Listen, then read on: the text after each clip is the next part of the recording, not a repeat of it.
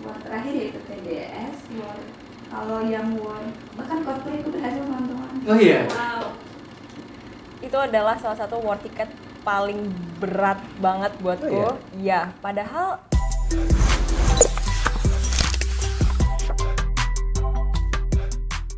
Selamat datang Smart People di podcast kami ngobrolin digital lifestyle.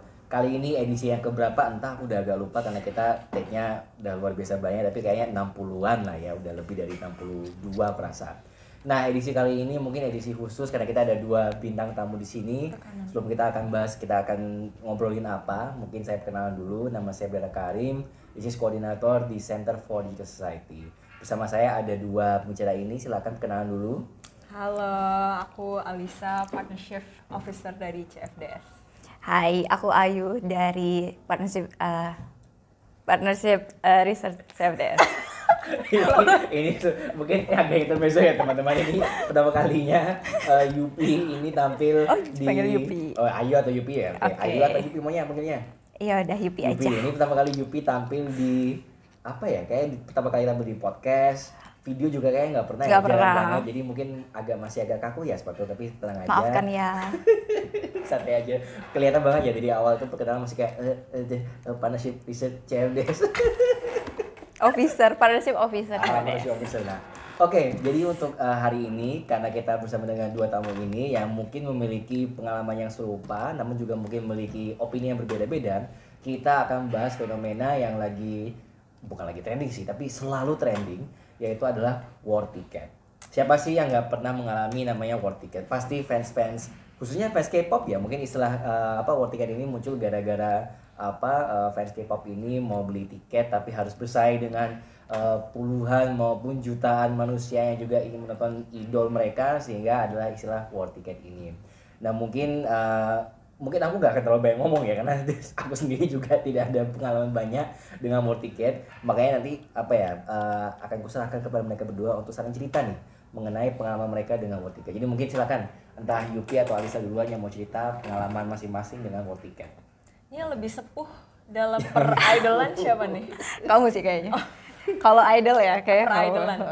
Silakan Alisa. Oke, jujur aku tuh war ticket itu tuh sebenarnya udah beberapa kali. Cuman aku baru ngalamin war ticket yang kayak full online itu tuh ya kayak beberapa tahun ini aja, karena sebelum-sebelumnya kan tiketing itu ya ibarat interest orang-orang ke konser itu nggak semasif sekarang aku lihatnya. Jadi terakhir kali aku war ticket itu adalah of course konser NCT Dream, The Dream Show 3. Itu adalah salah satu war ticket paling berat banget buatku. Oh, iya, padahal sebenarnya kalau dilihat dari kuota tiketnya tuh banyak aja sih menurutku. Cuman ya antusiasmenya, mungkin popularitas artisnya juga ya menjadi pengaruh besar gitu. Jadi ya terakhir kali aku war ticket adalah konser NCT Dream di Jakarta. Dan entah kenapa itu kayaknya bikin aku, apakah aku kapok ya war ticket. Tapi berhasil nggak itu? Enggak berhasil. Oh iya, nggak berhasil. Nggak berhasil. Oke. Kalau Yupi? Kalau aku yang terakhir itu DO. Itu DO. bantuin teman tapi aku juga ikut warnya yang NCT. TDS, NCT di Dream Show 3 berhasil. Alhamdulillah ya. Alhamdulillah. Ya, Jadi ya langsung kelihatan ya seperti itu, kayak bahkan mereka pun juga war ticket yang sama, tapi nyatanya nggak semua itu bisa berhasil. Alisa nggak tembus, Yupi tembus, dan bahkan kalau nggak salah waktu itu kamu juga minta bantuan semua orang ya. Aku mau minta bantuan semua orang. Jadi Yupi ini for context juga kita bantuan ke semua orang di CFDS untuk ngantri war ticketnya. Jadi mungkin buat teman-teman yang awam yang mungkin belum pernah mengalami war ticket, jadi sistemnya itu kita harus ngantri untuk bisa masuk ke dalam antrian lagi untuk bisa membeli tiketnya. Dan itu pun juga belum tentu kamu bisa dapatkan tiket yang kamu mau gitu. Jadi misalnya kamu maunya apa dulu yang card apa gitu, VIP ya, VIP itu nggak dapat, terus tiba-tiba malah dapatnya berapa? Kedua, alternatif lain. Ya, menarik gitu ya. Terus dari pengalaman kalian selama ini nih, dari war ticket yang sudah berkali-kali itu, apakah lebih sering sukses atau lebih sering gagal? Kalau aku jujur lebih sering gagal.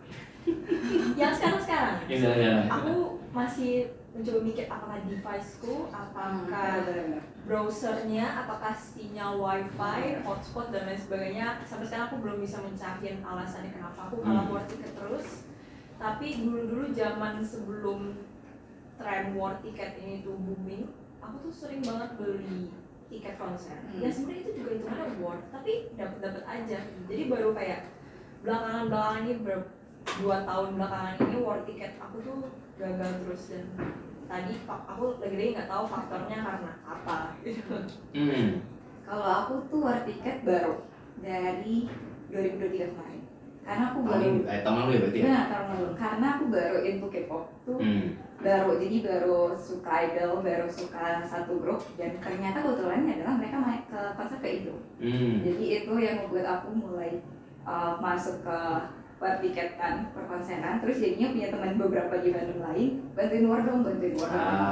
Jadi kalau dibilang sukses atau enggak, sukses masuk ke queue, masuk ke antrian aku selalu sukses. Tapi untuk check out kan kadang itu butuh waktu, kayak kita dikasih, tergantung lagi promotor platform itu beda-beda, tergantung kamu bayar juga pakai apa platformnya. Itu ada durasi untuk paymentnya. Kalau setahu kalau e-wallet itu lebih singkat daripada transfer bank atau VA gitu. Nah, di aku tuh selalu alhamdulillah ya berhasil sampai situ. Jadi tergantung apakah temanku mau lanjutin pakai dari tempatku atau di tempat dia sendiri gitu. War terakhir yaitu TDS, war kalau yang war bahkan Coldplay aku berhasil teman-teman. Oh iya. Wow. Dapat tiketnya juga? Dapat tiketnya juga satu. Oh tapi itu buat orang lain ya? Iya, aku nggak gitu. Mesti Justin. Iya. Harusnya ya, aku buka ya. Jadi lebih sukses kamu Justin daripada kamu beli tiketmu sendiri itu? True, benar. Karena setiap aku see. mau itu, section yang aku mau tuh selalu yang jadi incaran semua orang juga. Kayak mending aku mungkin juga kayak ketika kamu nggak terlalu berharap, keberuntunganmu ya gitu. Itu applies di semua hal. Semua hal ya, cuma tiketing doang ya berarti ya. Cukup apa ya? Aku sebagai outsider ya, cuma melihatnya ini ada fenomena yang cukup apa ya?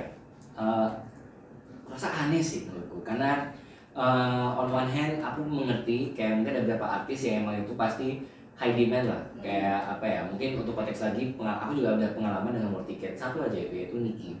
Waktu itu tahun lalu aku udah coba mau coba dan itu tembus tuh masuk ke queue, bisa check out tapi nggak ada uang gitu. Jadi sama anjing nggak bisa beli.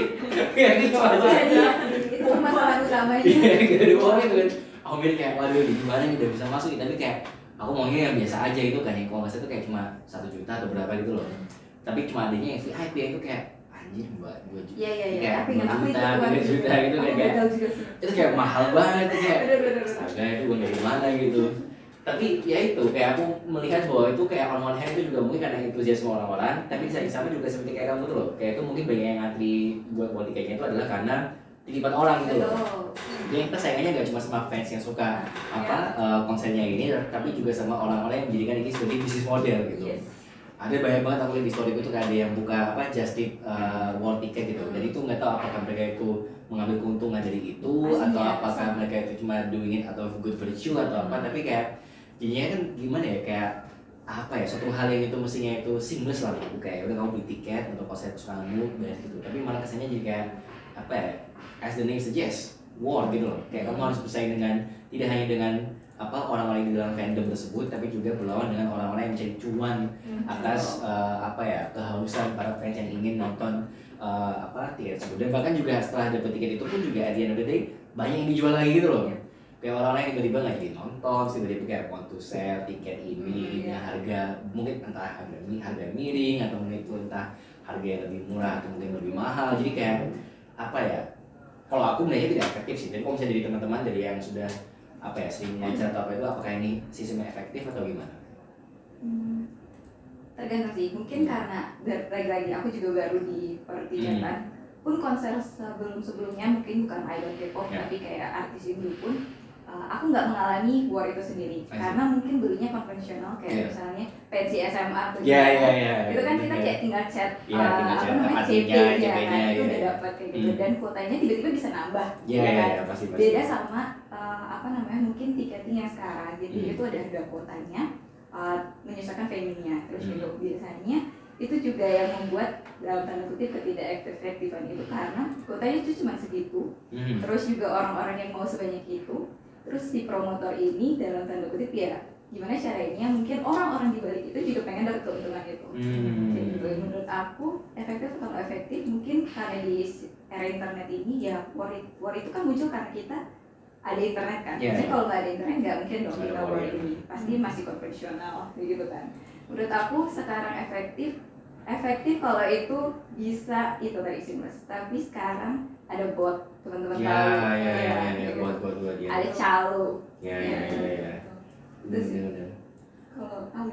Kalau buatku ya sebenarnya war ticket ini adalah fenomena yang nggak kita kehendaki gitu. Jadi bukan kita yang mau sebenarnya, tapi aku melihatnya benar tadi kata Kak Yuki, dari segi venue mungkin, dari segi popularitas artis, karena buatku popularitas artis itu benar-benar mempengaruhi apakah akan ada war ticket ini atau enggak gitu. Jadi misalkan let's say mau ada konser artisnya populer banget lagi high demand, venue-nya tapi kecil gitu, itu pasti akan gila-gilaan orang karena of course demand tiketnya luar biasa.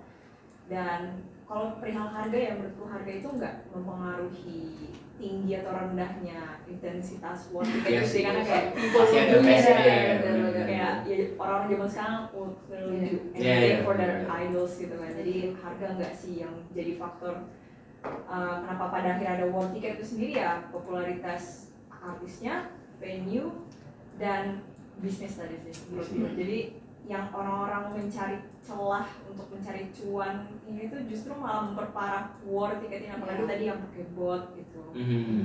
Bener sih, aku juga mengingat dari apa yang kau bilang tuh yang mengenai people do anything itu ya waktu aku hampir masuk ke pembelian tiket kita aku kayak apa aku pinjol aja kayak udah tinggal ini kan kayak aduh aku pinjemin aja ke siapa ya kan hampir gitu kan mau pakai peleter juga kan, dan ternyata temenku juga ada yang pakai kayak gitu kayak mereka juga pakai peleter gitu kan, tapi kayak wah ya mestinya bisa sih aku pakai peleter kayak toh juga itu bisa dicicil lah, bisa dibayar kayak aja kayak toh juga pasti ada lah duitnya itu loh nanti later on, tapi kan ya itu cuma mikirnya kayak aku bukan orang yang nonton konser gitu kan, kayak aku bilang aku bukan konser goer, tapi to be honest aku belum pernah nonton konser gitu kan, yang kayak itu atas intensiku sendiri gitu loh. Kalau misalnya kayak pensi SMA ya udah karena itu kan sebagai alumni dari SMA tersebut, ya udah kita dukung lah pensi yang mereka gitu. Tapi kalau yang aku kayak bener-bener mengincar kayak wah ada konser ini nih di sini nih di tanggal di sini nih, itu kayak masih mikir-mikir tuh kayak worth it nggak ya, kayak ngeluarin duit sebanyak ini. Toh juga kita yang di Jogja kan juga harus ngeluarin lebih ya, nggak cuma untuk generasi sekarang kayak kamu ya? Iya. Makanya tapi kayak aku juga pikir kayak ini kan di Jakarta yang bayarkan konsernya kan, jadi kayak atau bahkan juga di luar negeri gitu loh. Jadi kayak itu harus ngeluarin duit lebih. Jadi kamu nggak cuma bayar buat ongkos tiketnya, tapi kamu juga harus bayar ongkos tiket akomodasi, transportasi, makan dan sebagainya. Jadi kayak ya udah yang awalnya cuma mungkin paling tiket itu 900.000 kan jatuhnya jadi kayak berjuta gitu kan. Belum lagi aksesoris perintilan. Ya kalau itu aku tidak memahami dalam dunia itu ya, tapi aku tuh ya oke lah pasti harus beli kayak lightsticknya atau apa gitu. Menyarankan kamu tetap ada prinsipmu. Iya. Respect banget. Aku juga apalagi gini sih kita juga orang nonton konser kan juga paham bahwa itu juga untuk semacam entertainment mereka juga kan. Tapi kalau misalnya udah kayak lumayan overboard kayak misalnya kayak ya bukan dana sih, tapi kayak misalnya dress up kayak bener-bener kayak harus kayak aku melihat dari temen-temenku yang nonton Taylor Swift kemarin di Singapura itu kan bener kayak full on dandan, makeup segala gitu kan kayak agak effort banget ya itu ya. Itu untuk satu konser gitu loh, sangat effort gitu kan. Dan itu juga pertama kamu udah ke Singapura itu udah effort banget. Ini kamu harus beli baju untuk konser, dan aku rasa nggak semua konser itu pasti dress code-nya sama lah. Kayak pasti akan ada harus kayak ini konser ini mungkin warnanya tone-nya ini dan mau dana seperti ini gitu kan. Jadi kayak harus ada pengeluaran lebih, kayak bahkan di kemana loh ya kamu buat dari hati gelang gitu-gitu. Kamu melihat pasang dulu kayak ini mana ini yang bagus nih buat di sini tuh kayak yang ini kali ya. Nyesuaiin warna grupnya. Iya. Nyesuaiin warna membernya. Maaf. Emang ini fenomena karena aku rasa ini pasti fenomena yang sudah occurring dari dulu lah. Pasti kalau misalnya fans konser dulu kayak misalnya aku tidak terlalu mengerti musik musik sih. Jadi kayak mungkin kalau misalnya dulu Justin Bieber misalnya ke Indonesia dulu tahun 2010 gitu kan juga pasti ada fansnya juga apa all out gitu kan, kayak apa beli merchandise-nya dan ala Justin Bieber dan sebagainya gitu. Jadi apa ya, mungkin sekarang lebih terekspos karena kita ada internet gitu kan. Tapi merefleksi dari perbandingan apa ya pola-pola sekarang dengan yang dulu itu apa ya, apakah ada apa ya, perbedaan atau kayak bahkan aku penasaran deh kayak sebelum War Ticket ini as a konsep, kalau misalnya dulu nih ada konsep Korea gitu, itu kira-kira kayak gimana gitu? Kalau misalnya kalian tahu aja deh, kalau misalnya nggak tahu nggak apa-apa gitu. Jujur aku punya pengalaman dan ini paling memorable karena ini sangat berkaitan dengan war ticket tapi konvensional. Zaman sekarang kan orang pahamnya war ticket karena orang-orang tuh berjubel-jubel di dalam server untuk masuk ke dalam website dan lain sebagainya karena udah digital lah zaman sekarang. Fun fact, zaman dulu war ticket fisik itu pun juga ada. Aku alumni war ticket konser One Direction tahun 2013-2014. Fun fact, konsernya itu masih 1 tahun ke depan. Jadi 1 tahun sebelumnya penjualan tiket dibuka, jadi itu semua full offline. Gak ada yang online, gak bisa beli di website, gak ada calo, just tip, war tiket itu gak ada. Waktu itu datang ke venue. No, kita waktu itu jualannya di Mall Kota Kasablanca di Jakarta. Jadi orang yang mau beli hari itu doang dibukanya, silakan datang ke Kompas. Dan itu benar-benar luar biasa banget. Ada berarti ya? Luar biasa. Itu kita ngantri, jadi penjualan tiket itu di lantai paling atas mallnya. Ngantrinya sampai ke basement. Sumpah. Ya. Itu isinya manusia semua. Aku I was gede there. kan? Iya, dan yang tau gak sih yang jalan keluar dari parkiran mobil, Iya. yang jalannya sampai segitunya. Sampai situ. Sampai situ. Jadi kita nanti aku datang itu ke Kokas itu jam 6 pagi. Dan aku baru dapat tiketnya jam 11 malam. Imagine guys, kayak I was there. habis seharian itu kamu makan, minum, itu gimana ya? Ya, jadi waktu itu kebetulan karena memang super duper overload, panitianya di tengah hari kita close, kita nggak bisa, ini udah too much. Dan karena memang manajemen mallnya juga ini nggak bisa, ini operasional, ganggu banget. Akhirnya jam 12 siang itu ditutup dengan dalih kita nanti umumin lagi deh penjualannya gimana caranya. Ya some people left, ya pulang. Dan aku kayak enggak deh, aku tungguin aja. Jadi the effort guys. Demi brand group yang udah bubar sekarang. Untungnya unprovoked loh. Gak apa, kalian yang menilai ya, unprovoked loh. Tapi dapat itu? Iya, dapat. Karena malam-malamnya dibuka lagi dan orang-orang terus dibuka lagi. Tapi buat satu orang satu tiket atau kayak kamu bisa beliin maksimal 4 orang. 4 orang, sorry. 4 Satu tiket. orang 4 Satu tiket. orang 4 tiket. I stayed dan aku baru dapet tiketnya itu jam 11 malam. Dan itu semua diurus offline, semua berbentuk fisik. Jadi nggak ada etiket, nggak ada scan barcode, tiketnya itu tiket atau kayak langsung wristband? Tiket yang harus kita turunkan. Kalau wristband harus jadi wristband. Jadi itu tiketnya benar-benar udah kertas HVS biasa, ini silakan bawa pulang. Jadi itu kayak kalau itu diambil orang? Iya. Entahlah. Ya itu masih setahun lagi kan, jadi masih harus disimpan dalam setahun. Kamu harus laminating sih. Iya betul. Aku bahas masih ada nggak? Wah udah nggak ada ya. Wristbandnya masih ada. Udah bubar berarti kan? Kayaknya bubar, masih hilang. Ya terus mana terus sampai waktu yang belum 10 ditentukan. tahun lebih loh ya terusnya mereka. Gitu. Jadi zaman dulu pun sebenarnya udah ada war ticket, cuman ya metode dan trennya, metodenya aja yang berbeda. Tapi trennya itu dari dulu udah ada. Jadi lagi-lagi popularitas artis. Kalau itu mah mending yang online nggak sih daripada kamu harus kayak apa ya ngantri physically gitu. Ya ada plus minusnya juga. Kalau misalnya yang mulai dari war ticket kemarin juga harus kayak bener-bener kayak rigid, kayak kita standby jam 2, udah harus di websitenya dari jam 2.58 atau 2.59 dan harus di refresh dulu kan. Kalau misalnya udah jam pakai timer, jamnya itu jam, menit, detik gitu, jadi kayak pas detiknya 5 itu menggunakan pasien. Oke, bener kayak astaga. Habis itu kita masuk juga udah langsung kayak wah ternyata kita harus nunggu akhirnya ke berapa gitu. Tapi ya bener sih kalau misalnya dari pengalamannya Alisa itu kalau misalnya kita translate ke dalam yang digital itu kan kayak ya udah kita cuma antri di depan laptop kayak kita antrian ke 8.000 dari 100.000 misalnya. Kita nggak bisa membayangkan itu sebagai jumlah manusia kan. Jadi dirimu yang mengalami itu berarti benar-benar ngantri. Luar biasa banget. Itu benar-benar lautan manusia sih. Dan aku jadi kayak kalau itu ditranslate ke angka mungkin saat kita war tiket secara online gitu ya udahlah ini 8.000 orang. Iya, paling kalau berapa juta. Tapi kalau di jadi dunia asli itu kayak unreal, ini serius ngantri tiket doang Iya, segini bener-bener. gitu loh. Jadi kalau dari efektif ya mungkin online ticketing jauh lebih efektif. Tapi ya Inklusif ya, jauh lebih inklusif sebenarnya. Kalau misalkan kan kalau misalnya pakai itu aku bayangannya berarti oleh yang di luar dari Nah, Jakarta misalnya iya. harus bela-belain Betul. ke sana gitu Ya, kan. Jadi betul. kayak bahkan untuk beli tiketnya pun harus ngeluarin ongkos.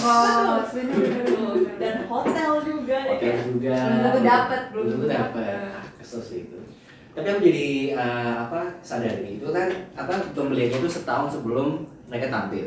Sedangkan rata-rata kalau misalnya buat tiket sekarang itu misalnya mereka umumin hari apa, terus tahu besok udah langsung buat tiket itu. Iya. Itu bikin kesel nggak sih? Karena kayak itu kan apa ya, aku mungkin kalau misalnya kayak gitu kan bisa dibayangin lah, kayak mereka udah umumin dulu kayak kita mau pasang di sini, dan kita akan share tiket di hari ini. Jadi kan at least bisa alokasi duit lah kalau misalnya emang punya uang itu kan. Sedangkan kalau misalnya di World ini aku ngeliat kayak mereka akan baru announce kalau mereka akan tour di Indonesia, tapi langsung tiketing besoknya gitu. Jadi kan nggak ada ruang gerak bagi kita yang harus alokasi duit kayak bulan ini mau gini gitu.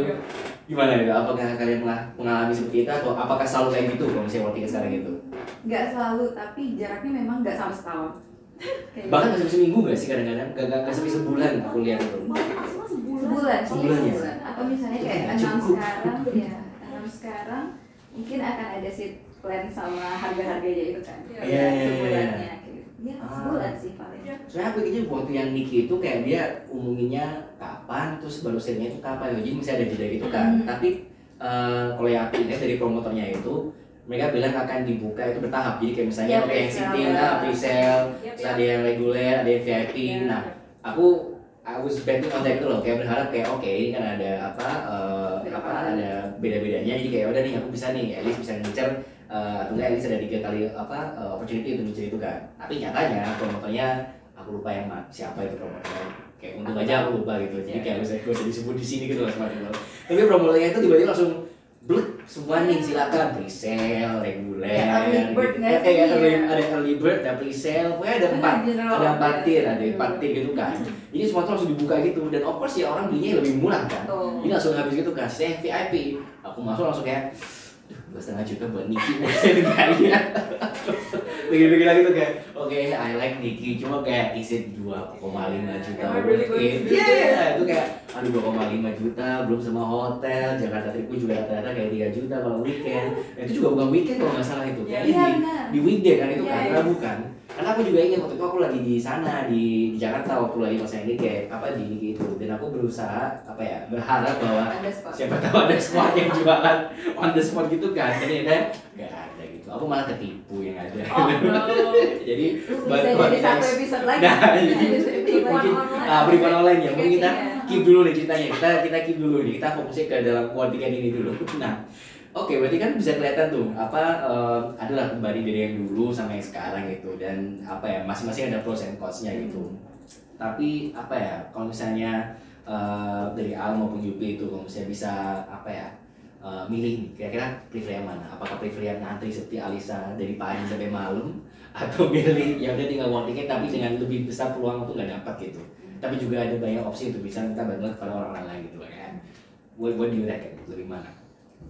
Kalau aku lebih so far mungkin karena aku selalu lebih World banyak Ticket, ya. lebih banyak positif berhasilnya, aku nggak masalah sama tiket yang sekarang. Cuman makin kesini memang itu dijadiin bisnis kayak buat itu yang membuat aku merasa kayak aku nggak bersaing. Tadi kamu cuma bilang kayak kamu bersaing dengan fans lainnya ataupun orang yang membantu fansnya itu. Enggak cuma sama itu, kamu bersaing sama bot juga, ya. sama orang dalam dan lain sebagainya. Ya. Tapi secara efektif atau enggak, menurut aku efektif karena yaitu kayak kita punya semua perangkatnya sekarang, bahkan dari HP juga bisa, nggak harus dari laptop. Cuman ya mungkin ada regulasi yang harus diatur untuk keefektifan, untuk menjaga keefektifan World Ticket secara online ini. Kalau bayangin tadi Alicia pun itu kayak aku nggak kebayang sama sekali gitu.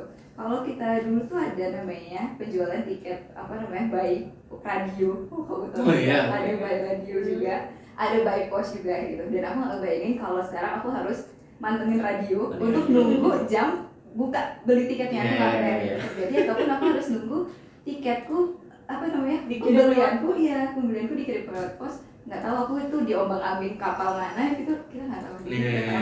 Karena World Ticket itu kayak ketika kamu udah berhasil payment, itu nggak selang berapa menit itu udah masuk, kayak kamu udah dapat konfirmasi. Itu akan jauh menenangkan hati ketimbang kamu harus menunggu kayak lebih gambling. Kalau itu kalau buatku ini dari pengalaman pribadi lagi emang paling baik itu penjualan tiket itu nggak cuma dengan branding online sih, nggak cuma secara digital aja, tapi emang harus di mix dengan konvensional. Jadi ini aku sharing pengalaman lagi, kemarin itu aku baru nonton konser India. Kebetulan mereka itu buka tiketingnya itu secara digital dan secara konvensional. On the spot atau? On the spot juga ada. Nah, ada satu lagi penjualan tiket itu di beberapa spot coffee shop lah ibarat. Jadi kalau kamu ke coffee shop ini, kamu bisa beli tiketnya di situ. Jadi mungkin untuk apa ya, mengurangi intensitas tingginya war perang orang industri, karena memang kan aksesnya cuma satu ya, digital secara online aja gitu ya. Of course orang-orang pasti akan memenuhi akses itu, tapi mungkin solusinya instead of doing that, kenapa kita nggak bikin sistem tiketing mix aja, bisa dibeli secara digital, mau offline mungkin kerjasama dengan siapa lah ya, tadi lah cabang-cabang franchise tertentu yang di setiap kota itu ada, jadi orang bisa beli on the spot, jadi mengurangi istilah fenomena war tiket itu sendiri. Jadi aku menarik sih itu. Aku baru tahu kalau misalnya, tapi kan itu ya Hindia kan band lokal ya, jadi kayak sangat mudah untuk bisa kayak gitu kan. Dan kan sempat untuk nonton dia. Iya, sangat lebih baik, dan aku aja pasti akan ada banyak konser-konser lokal lah gitu. Dan dia kan juga pasti ya on the road di mana-mana juga kan. Tapi ya ini sih kayaknya yang susah untuk kita bisa translate hal seperti itu, ya itu untuk yang konser-konser yang internasional, yang itu emang artis-artis luar gitu ya. Bahkan technically Niki itu juga bukan artis luar perse kan, dia orang Indonesia kan, tapi kayak ya of course record labelnya kan internasional juga kan. Dan iya sih, dan belum juga masalah-masalah seperti ya itu kayak misalnya Taylor Swift yang itu juga ada kontrak dengan pemerintah Singapura yang cuma bisa eksklusif di Singapura gitu. Tapi on one hand aku melihat bahwa positifnya itu ya, kayak misalnya contoh konsernya Taylor Swift, ya udah dia cuma ada di Singapura tapi siapapun bisa beli gitu loh. Jadi kayak mau itu konsernya di manapun di seluruh penjuru dunia itu technically masih bisa itu loh untuk bisa beli tiketnya itu. Cuma ya itu kayak how do we get there-nya gitu masih jadi pertanyaannya gitu kan. Tapi ya sih aku melihatnya ini kayak apa ya, kayaknya emang aku harus sering konser sih karena aku tidak harus main kurang jauh. Aku pas DBS bahkan minta tolong temenku yang di benua lain, di Australia. Karena ada sempat orang yang bilang kayak ketika kamu di satu server sama, saya kayak kalau di warnet terus aku bagi gitu kan. Dan aku baru sampai minta tolong temen kayak di Australia, bantuin aku warnet kayak gitu. Dan memang dia tuh berhasil masuk antrian lebih cepat dari kamu yang di kantor. Aku percaya kan internet kantor, internet CODS itu bagus banget. Tapi insya Allah bagus ya, smart people. Nah itu, terus ternyata dia udah bisa masuk lebih dulu.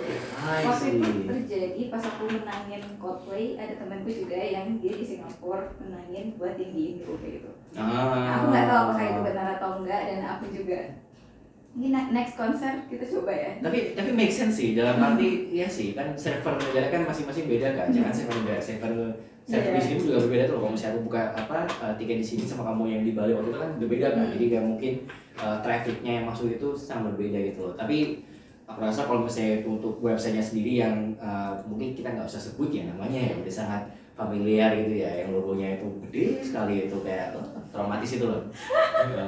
Itu kan sering nge-crash juga kan, sering banget nge-crash itu kan, kayak baru klik apa, langsung tahu refresh sendiri, terus langsung kepental sana sini. Jadi kayak apa ya, on one hand aku merasa bahwa mungkin akan lebih banyak sangat lebih banyak manfaatnya dengan adanya online ticketing ini itu, tapi ya itu ada juga banyak problematikanya itu yang bener-bener kayak kalau kita refleksi di Indonesia mungkin infrastrukturnya itu yang belum siap gitu, kayak logically the logic is sound gitu loh, kayak secara logika emang lebih inklusif kalau kita bisa beli tiket online, cuma sistemnya aja yang menurutku yang benar-benar kayak harus mengadakan satu website. Karena aku melihatnya kayak hampir semua aku nggak tahu ya karena aku jarang beli tiket ya, tapi kayak hampir semua tiket yang aku antri itu tuh emang dari satu pihak saja gitu loh, satu platform juga. Itu emang by design atau gimana itu? Nggak, aku punya cerita juga waktu aku buat tiket yang terakhir di OLI itu. Mungkin di Summer juga buat di Karim ada beberapa, maksudnya kita juga punya, kita kenal namanya Web Persik. Itu buat working presale yang gitu presale, kan, ya. ada general sale. Nah ada satu promotor, jadi dia itu pakai dalam tanda kutip bukan konvensional juga, tapi lebih ke apa ya, tradisional ketimbang promotor yang lainnya. Dia tuh pakai Google Form. Google Form. Sumpah, dia tuh pakai Google Form, jadi kayak antrian. Itu sih pengennya itu untuk mengurangi bot, karena kan ketika bisa edit kan bisa disetting link-linknya gitu. Kalau misalnya di Google Form kan kamu, ya betul. Jadi kayak linknya tuh dibagi beberapa menit sebelum atau ya satu sebelum orang itu terjadi. Jadi kan mengurangi kemungkinan bot kayak gitu. Dan itu pakai Google Form.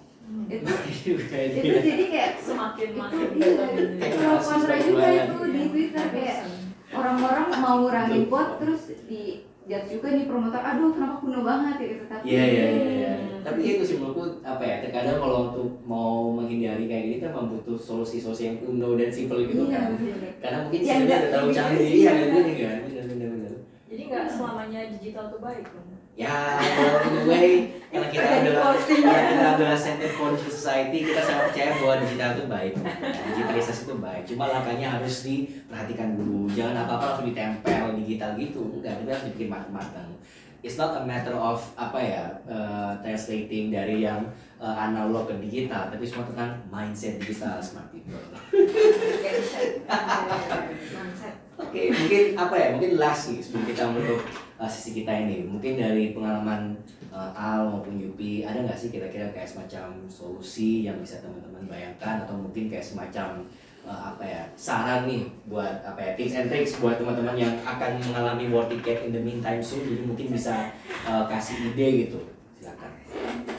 Tipsnya bener sih tadi kata Karim di awal, gak usah berharap terlalu banyak aja, don't hope too much, karena sakit guys kalau nggak dapet gitu. Jadi kayak pokoknya yaudah, at the end of the day itu cuma konser, jadi ya sudah lah, something big gitu. Jadi next year mungkin ada ya gitu. Jadi sama mereka nggak berubah ya. Iya terus 10 tahun masing-masing jadi artis, ada jadi aktor, ada yang jadi apa. Kalau mereka nggak bubar, it's okay guys, it's not a big deal gitu. Iya. Tapi kan kita nggak tahu dia bakal bubar. Tiba-tiba bubar. Ada nggak nih tips and tricks atau mungkin kayak solusi lah atau apa gitu, kayak mungkin dari teman-teman ada nggak kebayang alternatif atau apa gitu selain dari alternatif?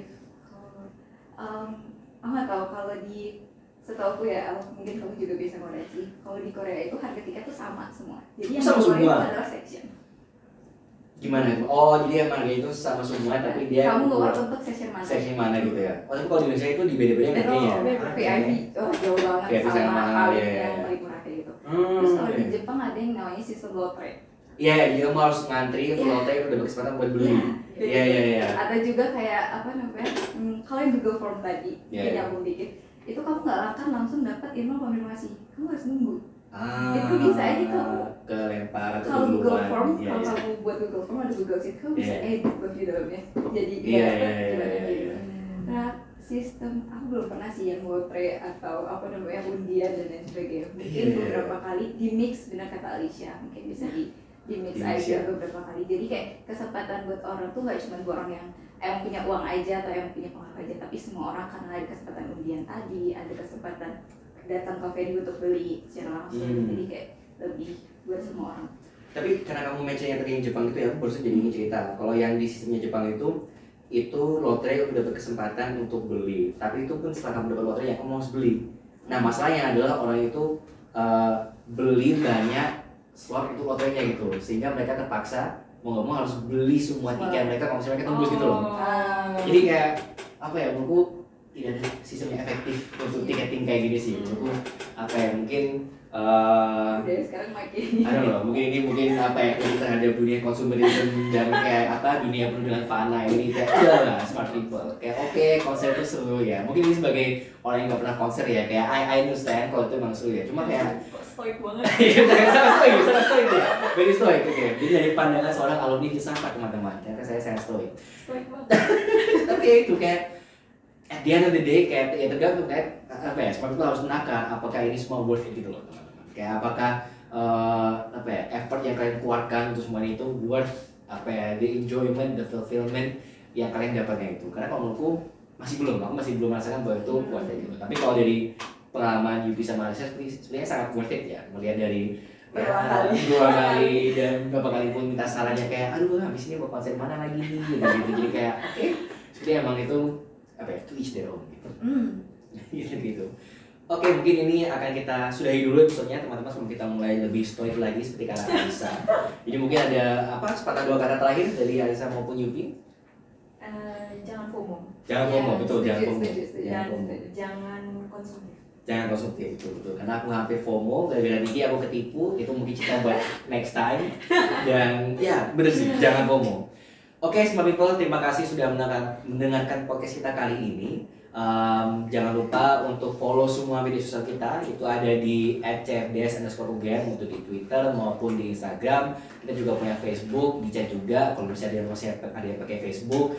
Dan jangan lupa untuk nonton semua episode kita sebelumnya. Kalau yang di video itu baru-baru ini ada di YouTube, jadi kita bisa nonton semua. Tapi kalau yang lama itu ada di Spotify gitu. Jadi terima kasih Smart People, kita ada di sini semua. Dadah, thank you. Sampai jumpa di episode berikutnya.